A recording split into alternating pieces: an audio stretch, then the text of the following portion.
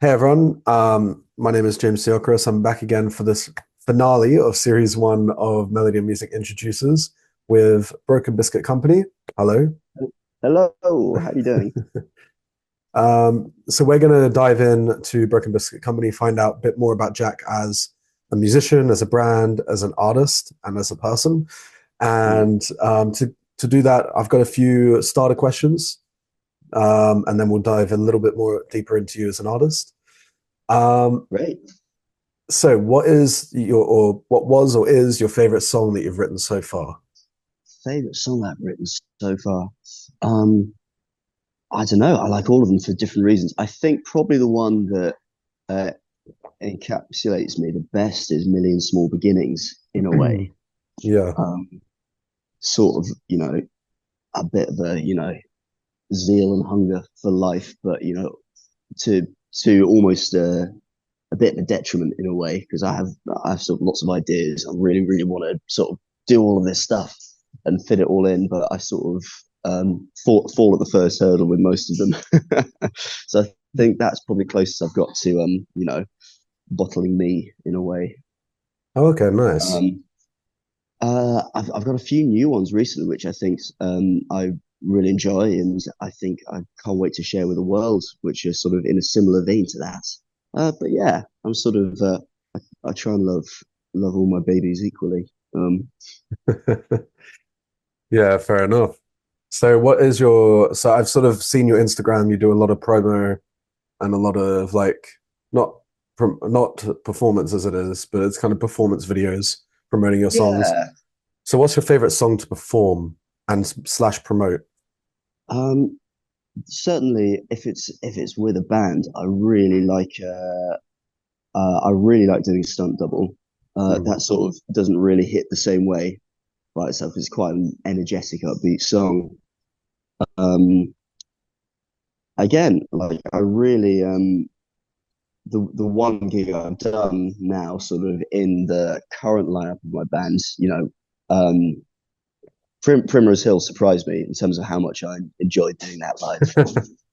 As well, because I sort of it's the one where I don't have to play an instrument. Because obviously, anyone who uh, plays guitar or sings or piano or sings, or for me, most of the time it's playing bass and singing. It's sort of tap the head and rub the belly. It's a lot to think about. So it's nice to sometimes let that all go and just sort of communicate it a bit more. Yeah, no, Um, 100%. And you Actually, said, sort of yeah, go on.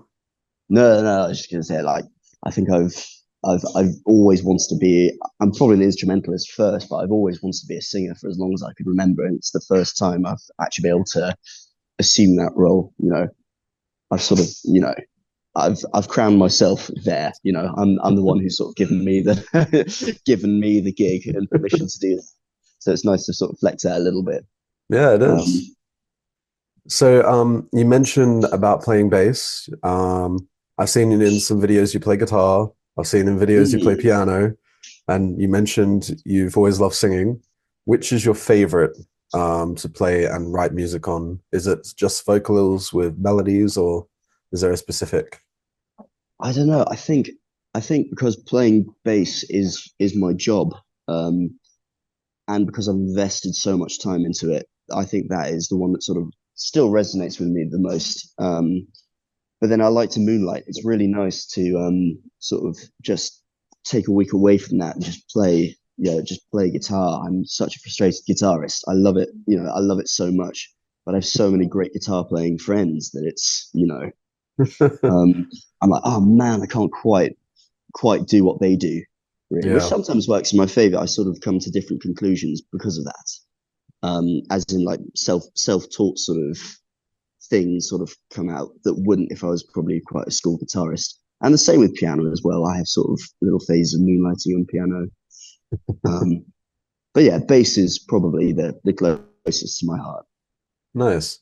So, who inspired you to make music? Was there one pinnacle person? Was it a musician that you're surrounded by quite a bit?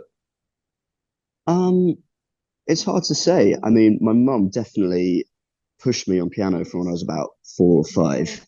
And I suppose I got quite far for my age by the time I was 12. I'd sort of done never quite got grade eight, which was frustrating. But I sort of got to the grade seven stage, and I was, but it was I saw it as a bit of an instrument of torture, really. It was like she saw I had ability, and she sort of, bless her, she really made me pursue it and chase it. Um, but for me, I just was like, I got to a stage when I was 12. I was just like, why, what actual benefit does music serve? It's not being a doctor, it's not being a lawyer. Um, and then, funnily enough, I got packed away on Jesus camp, on a Christian camp when I was like 12 or 13. And it was actually sort of a music based one, music Yeah. and drama. And it's the first time I got to have a go on a bass. And there's this great guy, Ben Shaw was his name, who had this amazing like 80s, there's that phase of having the Yeah. headless guitars and basses, like Yeah. Steinberg, Yeah. one of those. And that was the first bass I ever played. And he sort of took me aside and sort of gave me my first lessons on that. I think I learned to play With or Without You by U2. And I was like, Okay. this is really cool. I think that probably coincided with me watching School of Rock for the first time as well. So I think those two things, I think Jack Black and Jesus Camp in tandem have a lot to answer for. Jet Black is the first one on here, about being a musical influence. That's quite cool. Um, Man, honestly, I think that people of a certain age, I think School of Rock just changed yeah. everything. If Yeah. you're sort of born like 1995 to 2000, probably beyond that as well. I mean, it's a pretty timeless film. Yeah. Yeah. No, definitely. Um, And Jack Black as a musician as well is quite a credible actor, but he can also his music skills quite good oh as yeah, well. he's amazing. He's a real force. Yeah. Um, but ironically, one of my real musical heroes on double bass is a guy called Charlie Hayden, Okay. um, who's like sort of is quite it's sort of like in the jazz world. He's like high art. He does these amazing records with people like Pat Metheny, but he's also worked with Bob Dylan and people like that. He's a really serious, like earnest Yeah. man. If you watch him, I think he does have a sense of humor. But like his daughter married Jack Black, and I just go, sometimes in my head, I'm like, how would that chat have gone? When you ask the father's hand for the permission for the daughter in marriage. How would Jack Black have sort of put that to this very serious artist like Charlie Hayden? Um, but yeah, no, love Jack Black. What a guy. Yeah. Amazing guy. So actually, this brings me on to if you wanted to re-record a song as a cover, any song in the big wide world, what would you want to release? Oh God, that's a really good question. I think I'd love to do. Um, I was listening to she's always a woman by Billy Joel yesterday, Okay. and Good song. it's just one of the best songs ever written. Yeah. Um, I'd love to do like sort of a guitar based version of that. Um, I want to do a cover of that for the next gig that I do. Um, That'd be Trying quite to think cool. what else. I think any Beach Boys song for me as well. There's just absolutely, it's just a boundless well of potential. The Beach Boys, Yeah. um, their material can be just pushed and pulled in so many different ways and still sound just great. Yeah. Such as the genius of Brian Wilson. Oh, Um, 100%. 100%. yeah. So yeah, probably Uh, Billy Joel or the Beach Boys. yeah. Both solid options. Both solid options. Hmm. Um, so just to get away from the general questions for a minute. Um, so looking through your musical history, you've had quite a good career as a session musician before Hmm. being Broken Biscuit Company this year. Yeah. What made you want to start your own brand and be your own musician? Oh, I think it's what I've always wanted. I think I've just had sort of a decade-long tangent, if I'm very honest. I came to London in 2013, so went straight from school to music college to study jazz. I kind of wanted to do like I suppose quite a meaty sort of music degree, which would really help me in the songwriting thing. And sort of jazz seemed like the logical thing because You get Yeah. lots of harmony and lots of cool rhythm ideas, and I did kind of like jazz at the time. Yeah. And I was like, but okay, I was like, this is my foot in the door for London. This is my 4 year long foot in the door, which will allow me a ramp into sort of finding some guys to form a band, and form like guys. I just love, all that indie rock at the time, which would have been bands like sort of Tribes and the Maccabees. And I was like, yeah, that's my calling. I've got to do that. And then I sort of got to music college and I accidentally started quite enjoying jazz. Yeah. Um, which is unfortunate, is it's not the most lucrative path. No. Um, and I still do a lot of it. I still day in, day out, I do play a lot of jazz for different artists in different projects. And I started playing for singer-songwriters as well, and I was still always writing songs in the deal. I think I hid my light under a bushel a bit at music college because it wasn't considered that cool at that time to be writing songs. It's like you got to jazz college, like man, you've got to sort of immerse yourself in the music and the tradition of the music and like the bebop and the hard bop of like Yeah. 50s and 60s New York and um, this rich tapestry of the British jazz scene as well. Yeah. And so I was like, man, yeah. And like, because being a bass player there, if you played bass or drums, or guitar or piano, you were roped into people's projects quite a lot. Which is great because, it really helps enrich your diet musically. I Yeah. think the Yeah, it broader you does. can listen, the more interesting your own music will be. Yeah. Um, but it also meant by the end of the 4 years, I was like, oh, I don't really know what I like anymore or what I want to do. Yeah. I sort of uh, didn't rob me of an identity. It just really sort of, I think, muddied the waters is sort of unkind as well because I think now with a few years on, even from that, um, it really, it did enrich me. Um, but yeah, at that time, it sort of was just confusing, a bit discombobulating. Um, Okay. Yeah, because it's kind of interesting because you mentioned about um doing grade 8 or going up to grade 7, I think you said, on piano when you were younger, which of course yeah, that's not really jazz, it's more classical, not classical, but yeah, it's literally this is how you play a song, play it for an exam, yeah. get the grade.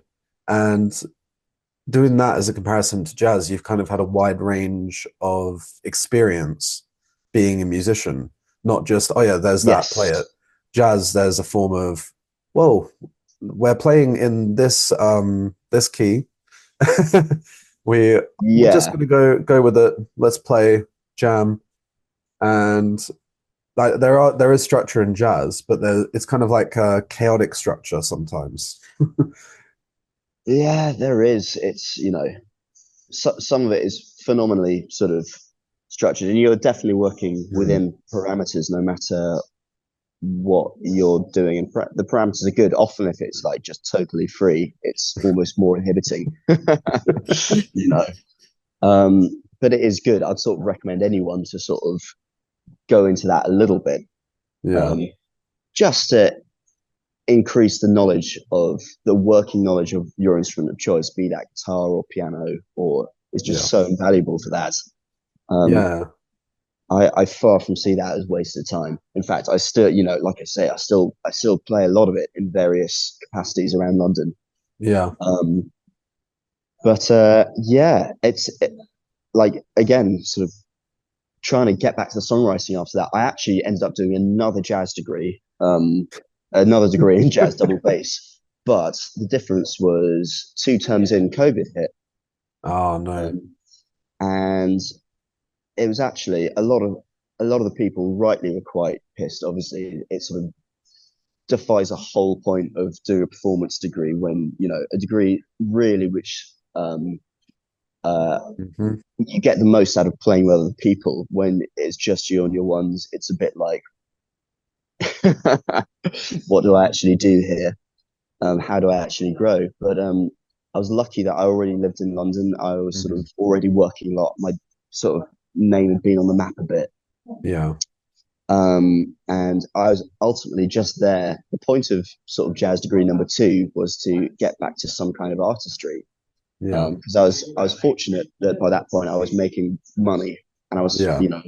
earning a living playing the bass. But it was like, I'm still sort of playing at John and Karen's wedding on a Saturday night, in a field in Gloucester, which, while lucrative, is not necessarily the rock and roll dream. Yeah.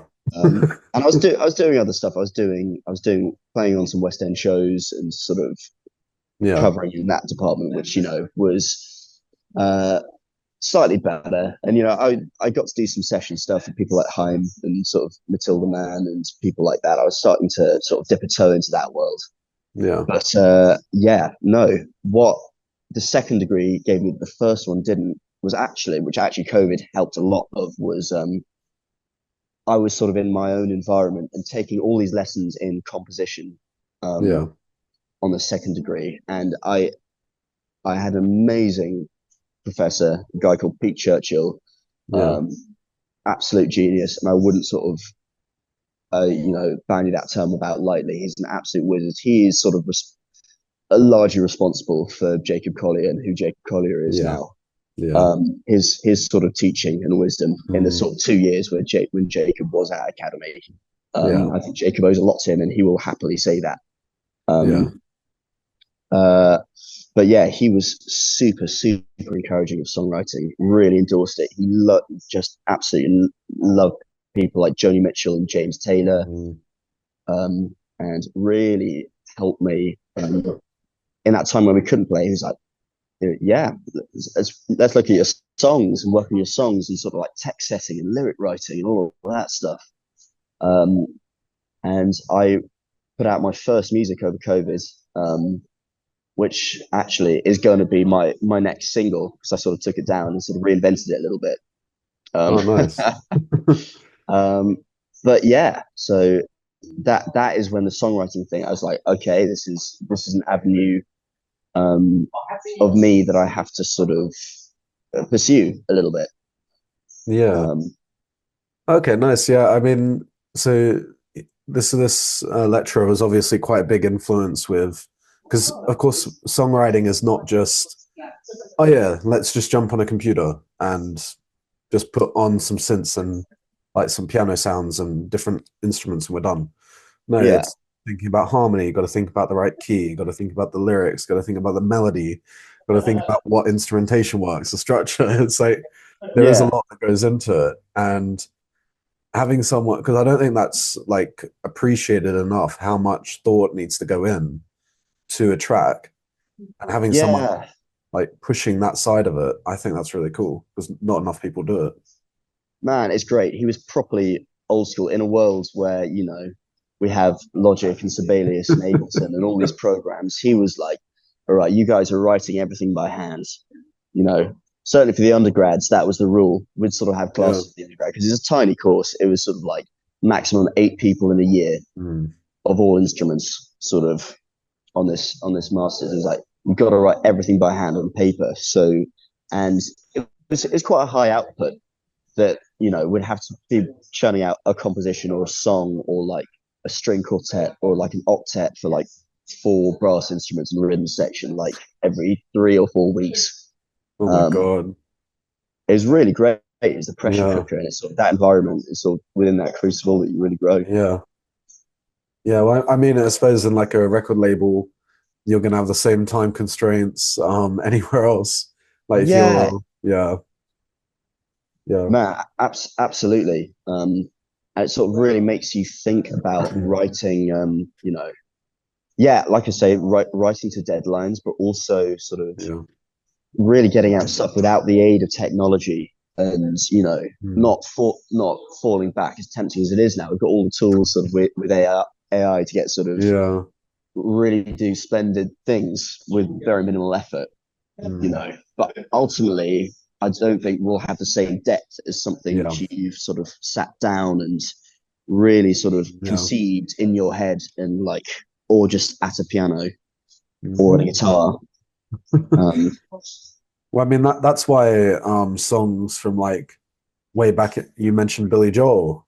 He's one of Yeah, them. Beach Boys, even further back, like Beatles, uh, like all those Queen, all those types of bands back then, and singers. That's why their music is still so popular now. It's yeah, because it's written from here. It's written like they take time, they think about it, they put in the effort. It's not just done like on the computer. Uh, yeah. No, yeah, it's true. yeah. Um, I think as working songwriters as well, someone like Billy Joel, Mm, Jackson Brown is a good example. Would mm, literally would just sit down every morning and yeah. sort of really saw it as sort of showing up, which I'm really not very good at. I need to get better at that sort of the daily grind with it.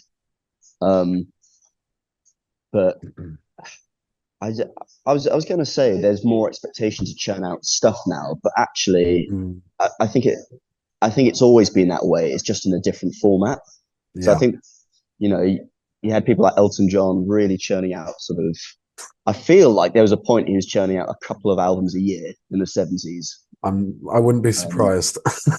and now it's just in a different format. It's just like, single, single, single, single, but sort of every sort of 6 weeks or so. Yeah. So maybe that hasn't changed. You're still writing the same. It's just sort of released in sort of Mm, different units. yeah, yeah. See, I really enjoy the idea of doing myself as a musician, doing like an album once, releasing an album once a year or every 2 years or something. Because then it Yeah. gives time to like sort of cement the ideas behind songwriting and the songs themselves and then release. I'm not sure how you feel about stuff like that. Yeah. I'm sort of divided on it because, yeah, I really like the idea of releasing a full piece of work that's sort of Mm, representative of who I am at that point in time. But also, on the other hand, I think having, the pressure of like mm, releasing something as a single, it's got to be that good. yeah. It's got to be like, so everything you put out has got to be of value. It Mm, can't, there's no margin for fillers. So I yeah. quite like that as a format in a way. Yeah. So Yeah, I it's the gun to the suppose. head. Yeah. Is this has got to everything you do has got to sort of exceed what's come before. Yeah. Um, So, would, yeah, go yeah, on. go on. No, no, please do. Oh, I was gonna say, you mentioned previously Matilda Mann, and you Yes. also worked with Self-Esteem. Um, Yeah. That so would. yeah, go on. No, no, go ahead, Oh, I was please. gonna say, what have you learned from each artist working with them as a session musician? Yeah, it's sort of come in various formats. Matilda, I've sort of worked with since 2022. I've been her bass player, and um, what have I learned? She's incredible at like building the world like that Matilda exists within, and like inviting people, like building the party, Mm. sort of inviting people into Matilda land. Um, She's sort of like a very sort of wholesome English thing. It's like such a warm, safe space, and her songs are just so like, and her songs are so consistently Yeah, excellent to me. Um, I just think they're all so great, and they're just such a pleasure to play. that's good. Yeah, Um, and yeah, I think I think I learned a lot from her band as well, who are sort of good. They're great friends of mine. It's a lovely team to sort of yeah, work with. Um, I've learned a lot from actually sort of the technicalities. This is sort of less towards my songwriting, but sort of attention to detail in like prepping a set. So Lloyd Haynes, who sort of is like he's the drummer and sort of Matilda's MD, if you like, yeah, is very meticulous about sort of like setups and sounds. Like he's the most just fantastic drummer and musician, yeah, and really sort of thinks about the um, sort of setup and how to format a set, you know, given the time constraints. I think the others have been more fleeting of those names. So like Haim Self Esteem was really it's like when she was doing I did one session at Maida Vale when she was doing Cabaret, sort of doing the songs of Cabaret oh, okay, with Jake Shears. So that was like a one off sort of okay, call up, do the live EP, and then uh, she's Megan, very funny, very witty. and the pair of them together are yeah, just a cracking combo.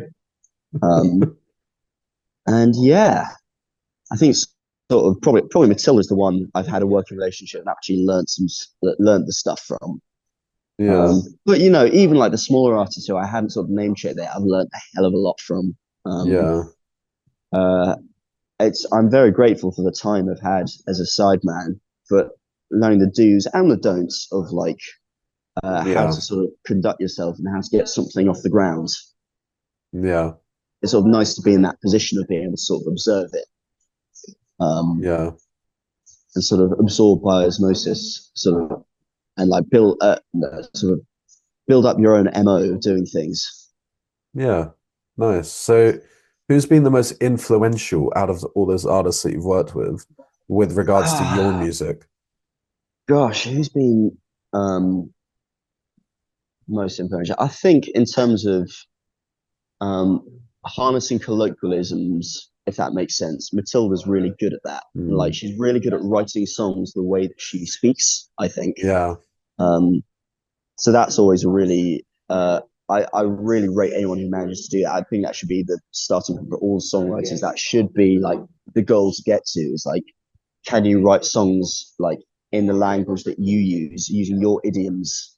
yeah, Um, and I think yeah, she's great at that, sort of just finding like the little nuggets of sort of uh, everydayisms, I yeah, call them, and sort of harnessing them in a song format. yeah. Um, so yeah, probably Matilda.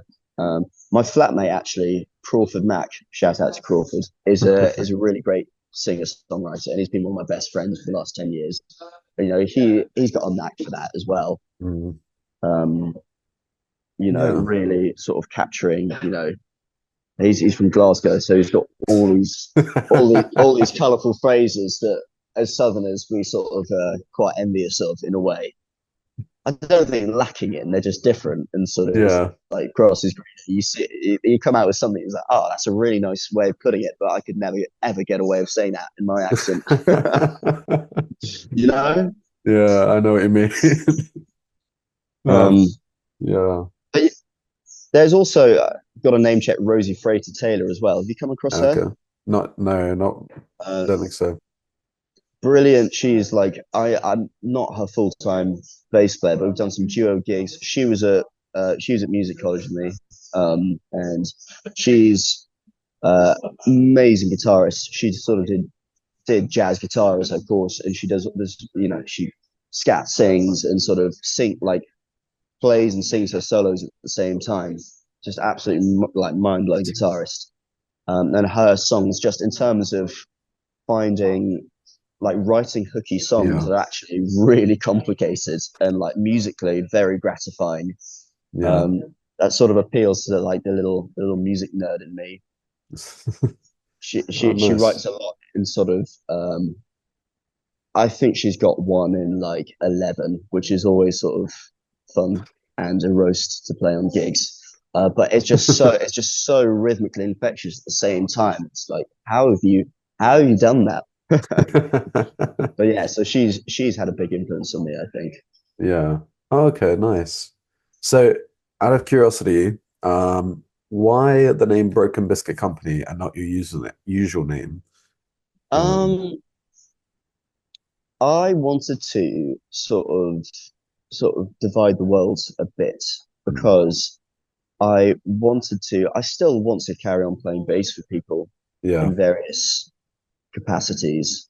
Um, and it's probably me overthinking, largely to be honest, because everyone navel gazes these things. But I didn't want people to think, oh, he's just doing his own thing now. He's mm, not really interested. He seems to be very busy, sort of, you know, how frequently we have to post now as artists. yeah, I didn't want people to think, oh, he's very, very busy with his own baby now. He wouldn't want to come on tour and play bass for me on this or like do this gig here and there. But you know, it's very much sort of my bass yeah, playing career that finances mm, my songwriting stuff. So I really need that. So I saw fit to sort of be cleft in twain, I yeah. suppose. Um, And Broken Biscuit Company, I've always been terrible at naming bands. It's always been a bit of a weakness. And I had this idea in school before I properly committed to the music thing of doing of and also before Little totally stole my idea of I wanted to found a food company, a supermarket, I guess, which would sell all the perfectly edible but not aesthetically pleasing food. So your turnips that look like what's it, and slightly misshapen, but you know Yeah, still perfectly good. yeah, Um, and obviously, I fell in love with sort of the name, the concept and the name before going into the nuts and bolts of how that would actually work. And I was like, I'm going to call it the Broken Biscuit Company. Did you ever get the Broken Biscuit boxes as a kid, or it's like a grandparent classic? You no, get I'm like not a sure. kilo. You, I think it's House of Lancaster, which is the company that does Okay. it. They're definitely going to sue me at some point, but they do like a kilo of broken biscuits. You buy it like wholesale, and it's like mixed everything. It's party rings, it's jammy dodgers, it's bourbons, but it's all like properly, a little bit. So it's all like they're all cut and are semi-pulverized. Um, but waste not, whatnot, and sort of your nan buys about 6 kilos, and that's her biscuit for the Yeah, year, sort of done. It's like £2 a kilo as well, super cost effective. But yeah, so I thought, when that pipe dream sort of dissipated, I sort of got to my project as like I quite like the name Broken Biscuit Company. It sort of tripped off the tongue quite nicely, and yeah. and for want of any other better name, I thought I'd go with that. Nice. I'm gonna be honest. The last few times where I've been reading off the list of like, okay, and next week we've got Broken Biscuit Company. This is the first time which I've been able to say it right without them tripping up. Oh, what, Broken Biscuit Company? Yeah, Oh, oh no. but I got it right just then. Yeah, you nailed it just then. Yeah, first take. um, Um, but no, I really enjoy the name. It's a really oh, because it's not one which you just like for a solo artist as well. You wouldn't often find like something which feels like no, that's a band. No, it's well, a I thought it might give me some headroom for that in a way, where yeah, at any point I wanted to sort of expand and get other people on board as a full-time thing. yeah, Um, it's got that margin to do that. yeah, Um, so, because I've always liked the idea of being a band. It's just all the musicians that I ideally like to have on board who do play in my band on the occasion that I do have a gig. mm, But they're just so phenomenally busy that it's yeah, like it's easy to do it on my yeah, ones. You must know what it's like, yeah, trying to rally the troops. It's not yeah. It's easy. not easy. Other commitments, other things going on. Yeah, man. Um, but yeah, so one last question before we jump onto your music. Of Um, course. what is the UK songwriting contest that you won in 2022 for Million Small Beginnings? And also, congrats. Oh, thank you very much. That's really kind. That was for actually the upcoming single Q&A, which is going to be out on the 8th of November. Oh, okay. That'll be available to pre-save very, very soon. Diary dates. So, diary dates, Yeah. get it in your file of faxes now. Um, and yeah, no, that was this song Q&A, which I wrote for. I was doing the dating apps during lockdown, which was sort of the most miserable experience, really, because it was like there was this sort of block of time where you were talking to someone, but everyone would be doing the same thing every day, um, Mm, and you didn't know when it was going to end. You were going to physically be able to see them. So I think in a desperate effort to uh, do something like wonderful and spontaneous, I wrote this girl. She was an architect. I wrote her a song called Q&A, which was sort of just themed around our situation at the time. yeah. And I sort of wrote, recorded it, sent it to her. I was like, I'm really happy with this. And I sort of did a semi-soft launch on YouTube, if you like, and Yeah. sort of just released it on YouTube with a little animated video. And I thought I'd submit it to UK songwriting contest. And they really liked it, and it sort of won that category. It's called Crisis Songs, which I think they're probably inundated with pandemic themed songs for that. Hmm. Um, and yeah, no, they liked it, and it sort of won that little category. Which shout out to UK Songwriting Contest for picking that.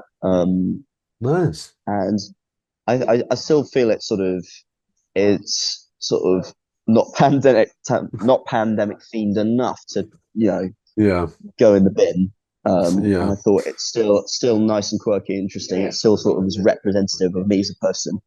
Um, and so yeah, that's going to be the final piece of the puzzle on the EP on Million Small Beginnings.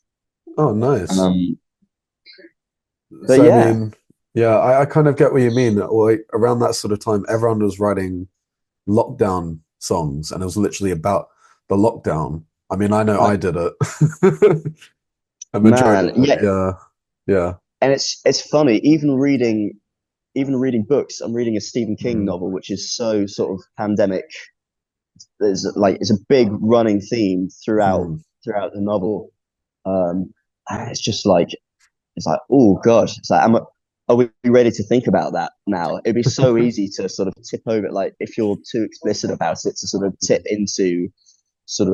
into the trauma, if you like. yeah, yeah, Um, yeah. but I think It's, this sort of alludes to it, but doesn't. mm, But it could also sort of stand on its own 2 feet as a long distance relationship song, mm, which is why I sort of kept it. I have other yeah, songs which were also written at that time which don't. Um, and I think if they ever sort of saw the light of day, would need a bit of reimagining um, to have legs and wheels and wings. mm. But yeah, so that was Q&A. Nice, nice. So I think we'll then move to your three songs that you got out at the moment, all from this Yeah, year. sure, So we're going to go in chronological order, and um, yeah, so we'll start off with Million Small Beginnings, which was sure. in May, well, released in May 2024. Yeah, So we'll have a listen to this, then we'll jump back in, and then sure. we'll talk about the track and how it all came to. Nice. Nice.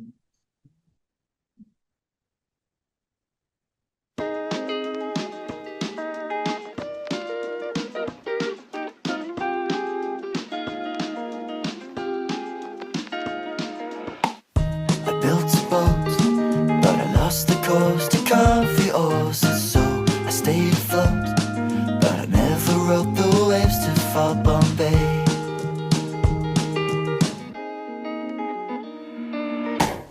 I told a tale, but the schoolroom barely broke the spell. Didn't cross the T's or dot the I's, but left them as a page of tiny L's.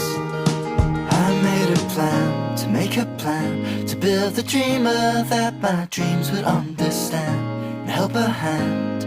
So helpless in the detail of it all, when all I want is to make it past the title and the font, to own the end of even one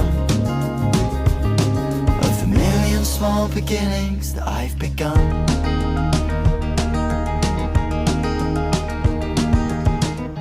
Fossil finds, I'll dig for bones when I'm all grown. I said, turn to stone.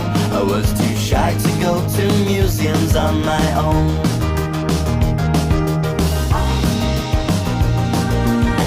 I'll serve the crown, a soldier's son turned spy at 10 years old. Friends lived bought the lies. I never found tuxedos in my size. I made a plan to make a plan to build the dreamer that my dreams would understand and help a hand. So helpless in the detail of it all, when all I want is to make it past the title and the font, to own the end of even one of the million small beginnings that I've begun.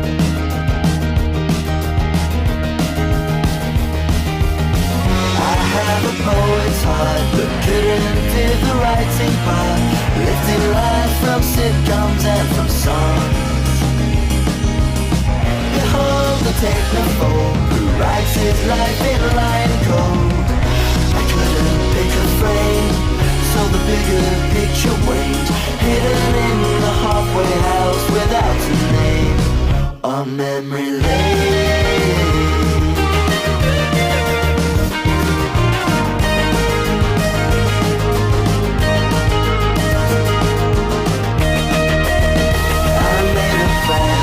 A plan to build a dreamer that my dream will understand. Help a hand, so helpless in the detail of it all. And all I want is to make it past the title and the font, to own the end of even one.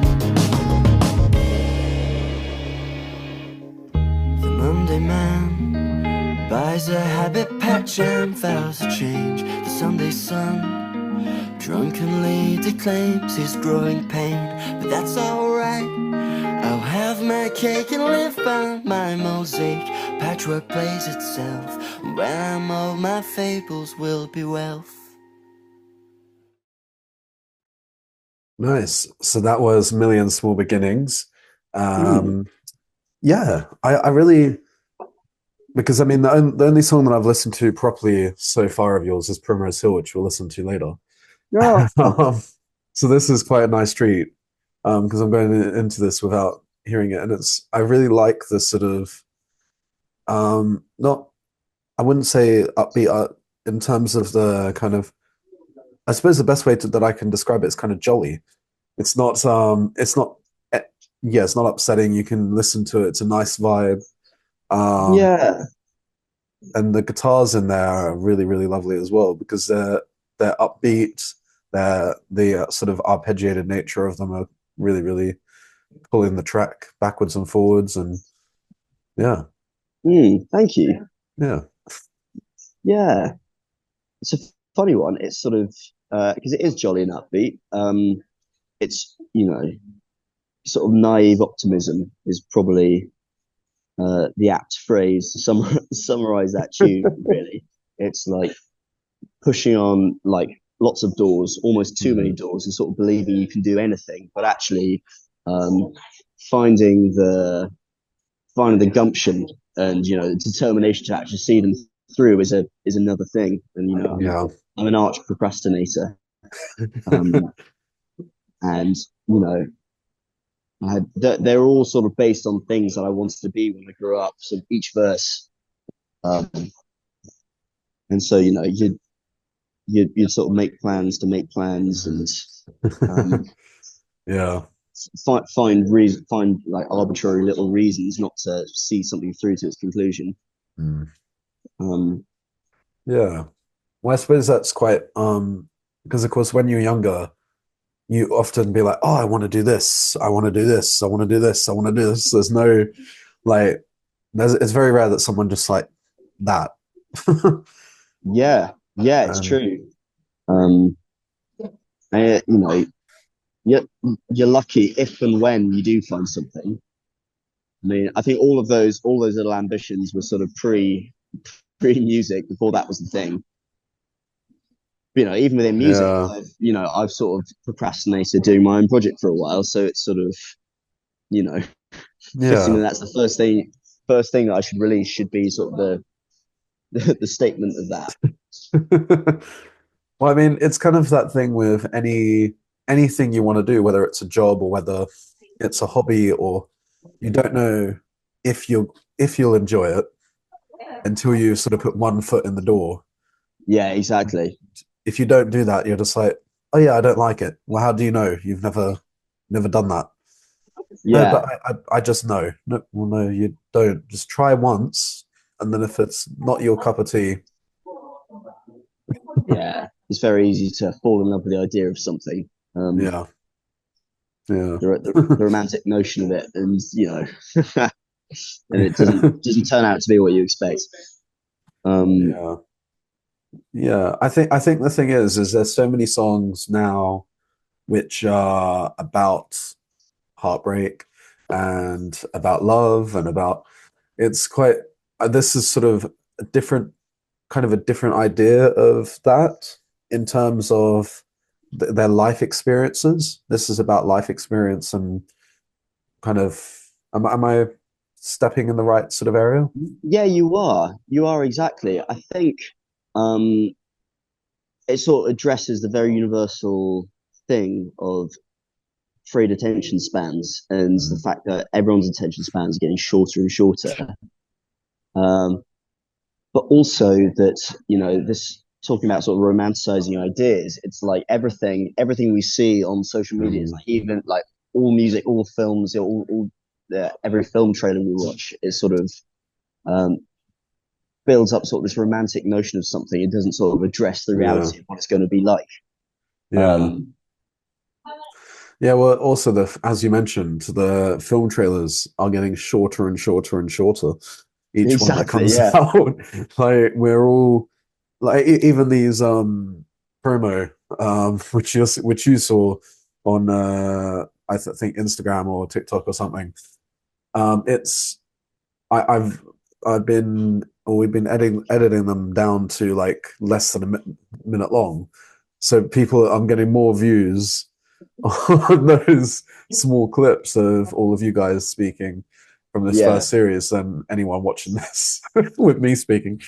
But it's that less it's that shorter time frame where it's just like if you haven't got people in the first 2 seconds, then you lost them. Yeah. Well, I think on that note we've got Stunt Double, which was June 2024. That was single 2. Nice. So we'll have a listen to that. Then we'll jump in, talk about Stunt Double a bit. Sure. Nice.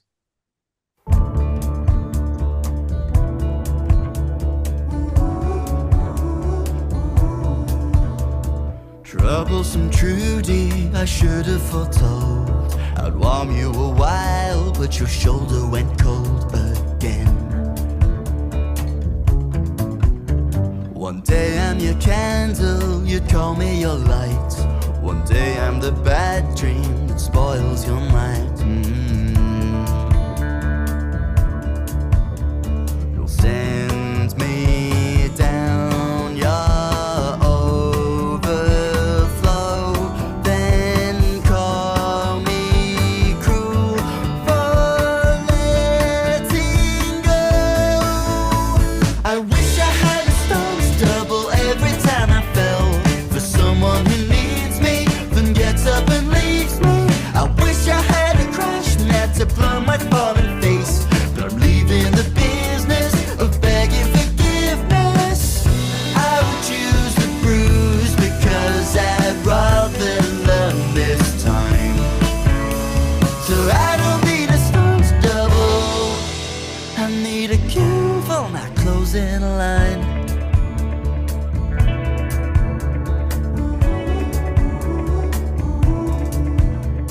Green is for envy and red is the line. Blue is the feeling when kissing the color blind. So Deborah down there, don't call me a fool for wanting the same lift that Little Me gave to you. You'll send me down your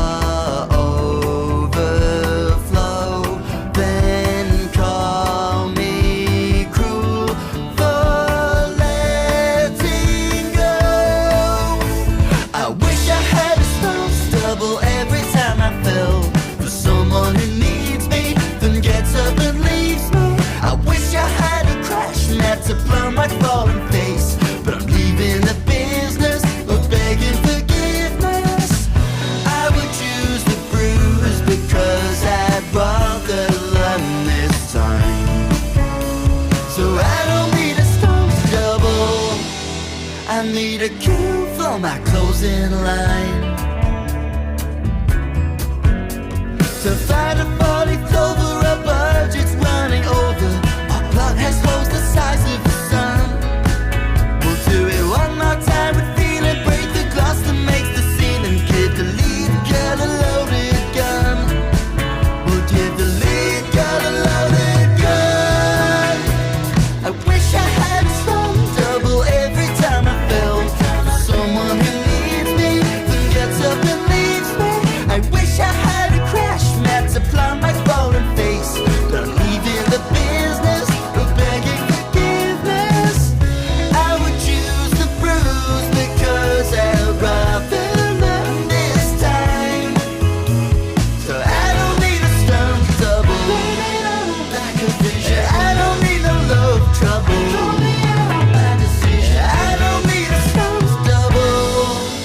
I need a cue for my closing line.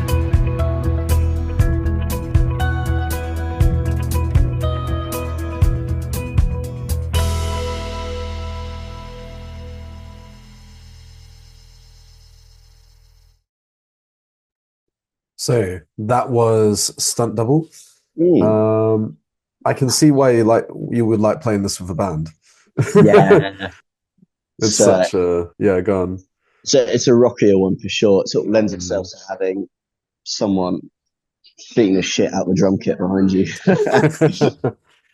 Just giving that energy behind you.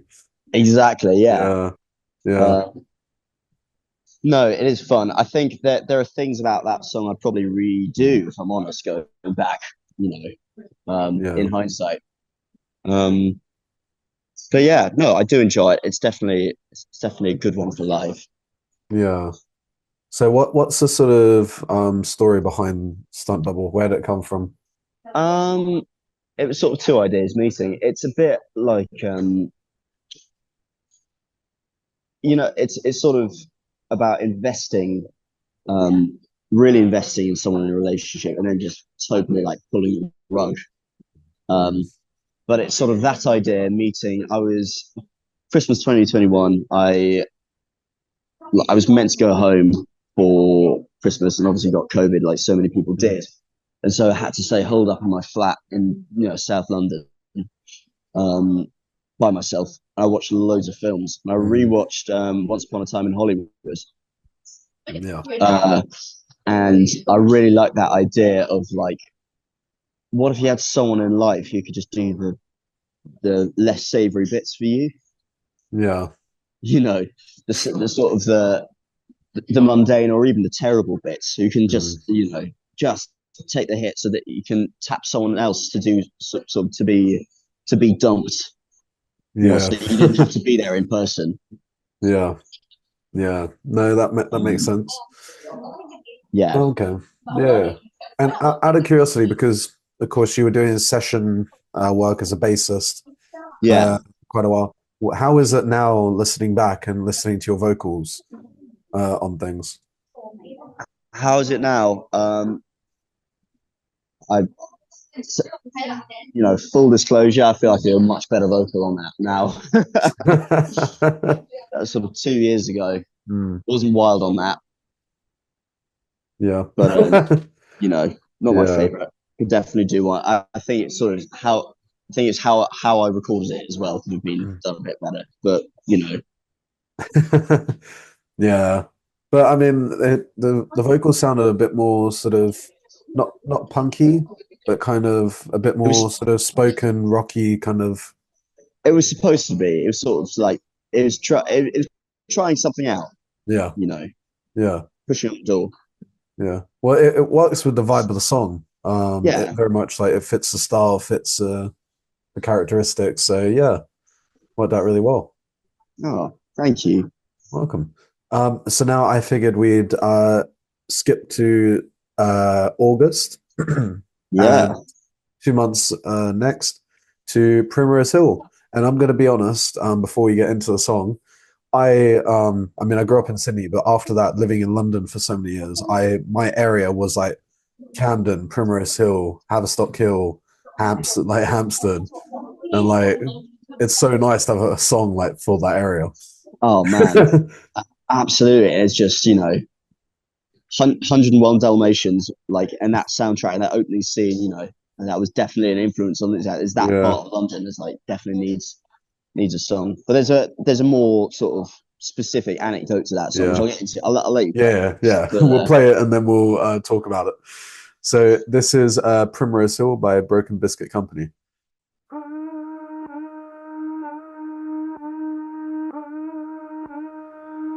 I've never climbed Primrose Hill.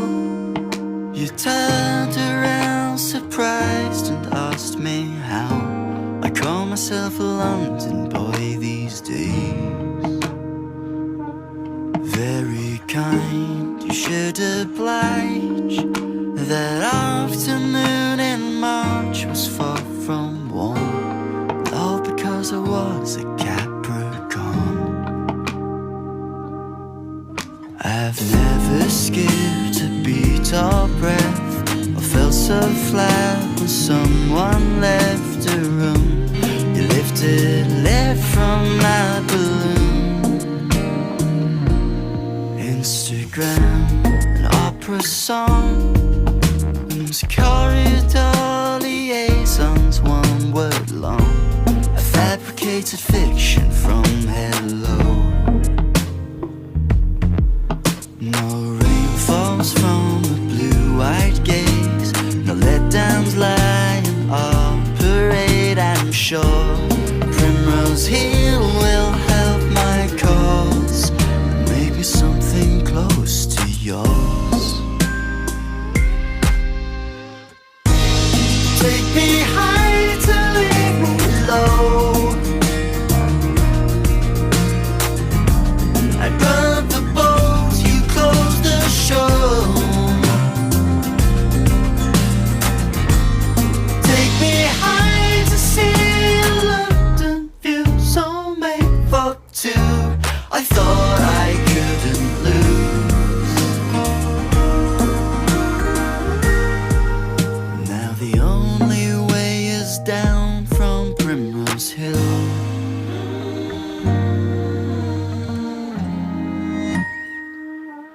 Talk to Mile about the news and all the tigers caged in London Zoo, and all the ways in which you'd set them free.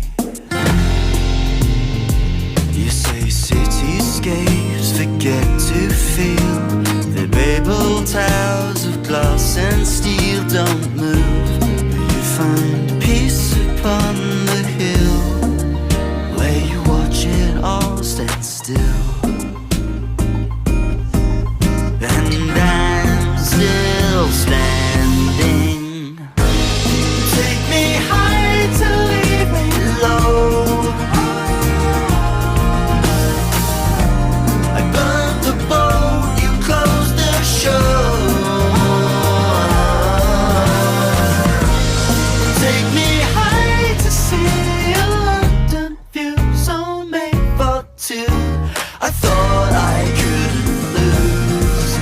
Now the only way is down from Primrose Hill.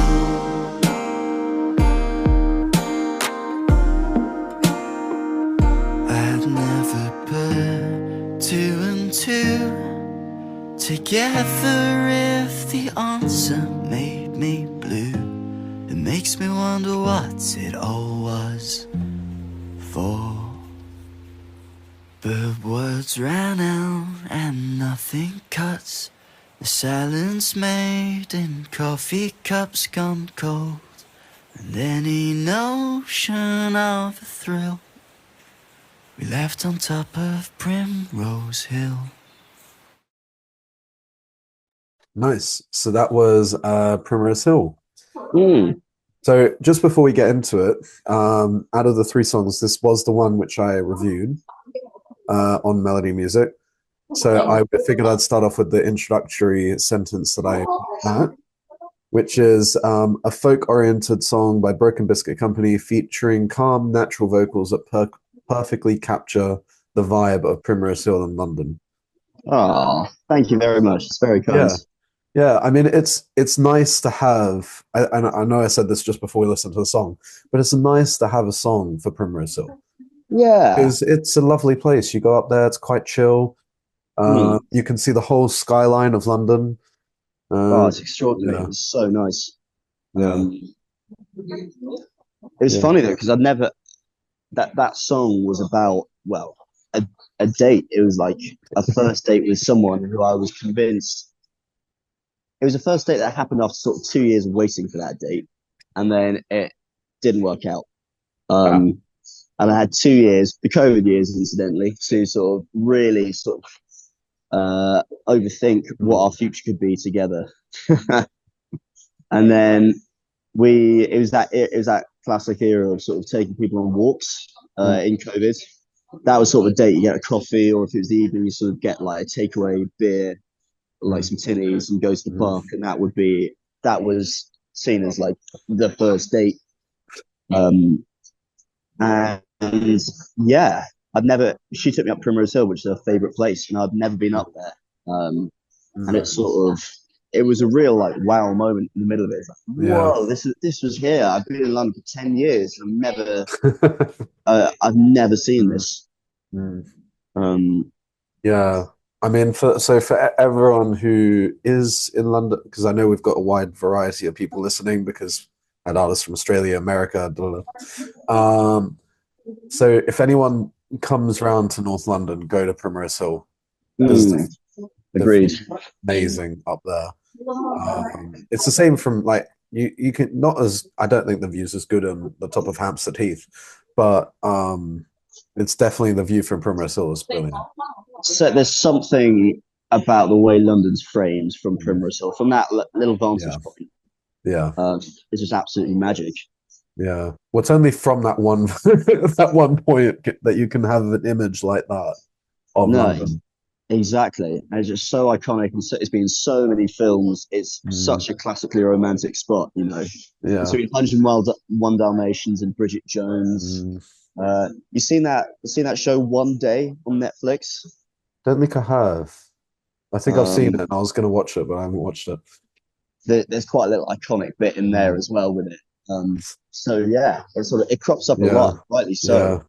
I Um, mean, literally all around Primrose Hill. Of course, you got the Primrose Hill area as well, but you've got um, Camden Town, like not too far away. You've got Regent's Park, you've got Hampstead, you've got Belsize Park, all yeah, iconic spots as well. Like, you're fringing on so many gorgeous areas of I North know, London I there. know, I know. I mean, Camden's my personal favorite, but um, but yeah. So I honestly think that when it comes to songwriting, if you're able to write it like you've done with this song, of course Mm, you wrote it after, of course, a date happened and it didn't really work out, and but you've been able to write the lyrics in such a way where it doesn't just feel like it's about that. You've kind of made it feel like that you've written it about the area as well, and there's multiple layers. Same with the previous songs as well. Uh, oh, thank you. yeah, Um, it's very nice to have that in music, especially now, because otherwise, like most lyrics you sort of hear, and it's just like, yes, this is the exact reason. yeah, I I definitely wanted it to feel like sonically. I wanted it to feel very very English, and I definitely was influenced by sort of like the classic Disney soundtracks that you'd hear on something like 101 Dalmatians in Yeah, terms of like those that chord sequence in yeah. particular. I'm a big fan of Bruno Major's writing, and I Okay. think he managed to do that very well. Borrow from like the American, well, I say it, you know, having just said British influences, but you know, the American Yeah. songbook writers, which also overlap into sort of some Mm. British culture. Yeah. Um, Yeah. and uh, Also, there's that second half of the verse, which actually shamelessly stole from a hymn. Mm. Um, it's called "Dear Lord and Father of Mankind," which we used to sing in school assemblies. If you look Okay. up that tune, it's like the chords and sort of the way the melody sort of rises was very much taken from that. Yeah. Um, Okay. you hear it in a lot of sort of funny old English churches around the country. See, I when I first heard this song, the first impression that I got of it was Blackbird by the Beatles. Oh, that's And really kind of you to say. Thank you. well, it was the sort of finger tapping on the guitar and sort of the natural vocals mixed with the kind of because the guitars aren't heavy, they're very nice and aesthetically pleasing with the song. And it was like that's the first song I'm because also the vocals were the main thing that Mm. sort of captured. I was just like, that feels like Blackbird. Like when you first hear Blackbird for the first time, I mean, if you re-listen to it now, it probably doesn't have the same effect when you hear it for the very first time. But Mm. that's the kind of like it somehow it drags out emotions, and it like Oh, makes you feel like quite not emotional as in like completely sad and upset and unhappy, but it makes you feel peaceful. Yeah. Oh, that's such a nice compliment. Thank you. That's really kind. Welcome. Welcome. Well, it's sort of it is sort of it's funny you mentioned sort of the Beatles actually, because about 2 or 3 months before I put out Primrose Hill, um, James, who is it? Sean Lennon and Paul McCartney's son. I can't remember which one had gotten together, and there was a big thing. It was like, oh, it's a Yeah. Lennon McCartney collab, but it's like the next gen. Do you know what the song was called? Oh, what was it? It was Primrose Hill. I was like, oh God. No. It's like 2 months before like my Primrose Hill was meant to come out, even though I wrote this like 2 years ago. Yeah. Talk about talk about thunder theft. Uh, Oh, dear. but I don't, it's a nice song. It's worth a listen. Yeah. But I was still like, that's my moment. I can't take ownership of any art called Primrose Hill. There's plenty that's been written about it, and rightly Yeah. so. Fast. Yeah. I think it's just the Yeah. proximity in which they release it to mine. Yeah. Yeah. Bastards. No, but this is a track which I can listen to over and over again, and it really um it reminds me about why I love the area. Oh, Which is a really lovely thing because yeah, I mean I could go on and on about Primrose Hill and that Northwest London but yeah, it just solidifies how nice that area is. And it's oh really man. yeah. It's really like, it's a sad song, but sort of I still keep going back to Primrose Hill. I mean, it's the one thing I got from that date was that Yeah. I found like Yeah. a favorite spot in London. Yeah. And I went up to actually film some promo Mm. on Primrose Hill, but I really wanted to be deserted, which is how I got sort of, you can go and check it out Yeah. on Instagram, but it's like I Yeah. literally got up there. I got up at 4 one morning in Mm. July to go and Mm. film some clips up there, and there's a various selection of affable mitwits on Primrose Hill at that time. I can tell you, you know, you got sort of Mm. people meditating. You got the runners, of Yeah. course, the early Yeah. morning talk walkers. People are absolutely gurning their jaws off from the Yeah. night before. Yeah. Um, and actually, I did manage to get a window of about 20 minutes where it was just me, and Yeah. that was magic. Yeah. Yeah. See, if you can block out everyone else when you're up there and just take the time, it is magical. Yeah, it Primrose really Hill. was. Yeah. Yeah. Um, so before we conclude this Melody Music Introducers, is there anything that you want to plug before the end? Oh, if people fancy coming to a show, my next one is on 7th of November at Notting Hill Arts Club, supporting Grace Davies. So it's a little solo outing, which I don't get to do very often. I'm very excited to share songs of that format. So for those of you Londoners out there, it'd be great to see some of you down there and meet you and talk to you, and yeah, we'll have a good Nice. time. I'll buy you a beer. And you said you got a song coming out as well. I do, yes. 8th of November, so the day after that show, Q&A comes out properly. And if you go to my Instagram at Broken Biscuit Company, you'll be able to pre-save that from the link in the bio, which is going to be available super, super soon. Well, now, today, in fact. So yeah, go and if you can go and pre-save that, I'll love you forever. Nice. And where can people find you? You can find me on Instagram, on TikTok, Spotify and YouTube. Those are sort of my main big four. Apple Music, Deezer, all of those ones. Nice. So thank you so much, Jack, for coming on here and being the final artist on Melody Music Introduces Series 1. And it's been such a pleasure having you on. And for those, I need to get the list up for all the artists. For those of you that haven't listened to the previous episodes, make sure you go check out the one with Matt Clark, Georgia Scarlett, Shifra Jacobs, Izzy MacArthur, Danny, Inna Elizabeth, Dublin Rose, Flowers for Hannah, Western Jaguar, and now the final episode. And if you have gotten through this list that you've just listened to me read out, means that you've listened to the whole of this interview with Broken Biscuit Company, and that's amazing. Go check out Broken Biscuit Company and make sure you go and see some of his gigs and stream all of his stuff because it's amazing. And yeah, hopefully I'll see you, Jack. I'll come to one of your gigs, hopefully. Oh man, great to see you there. Yeah. Great. Thanks for having me, James. Thank you, Melody. Yeah, not a problem. Not a problem. So I'll see all of you in the next in series 2. So see you later. Cool. Take care. Bye.